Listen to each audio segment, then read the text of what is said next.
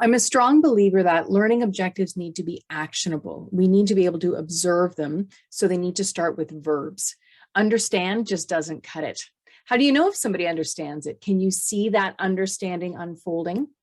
I had this conversation with a client recently, and we identified replacement verbs. So instead of understand, you could say identify or write or describe, or if it's an e-learning course, maybe they can match something like that.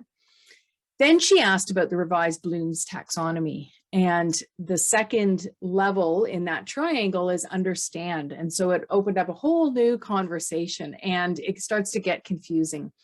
So what we talked about was that the learning taxonomy identifies categories or levels of learning, and that the taxonomy, that triangle, reflects the cognitive processes that happen. So it's absolutely correct that understand is a type of cognitive process, and it absolutely belongs as a category within that learning taxonomy.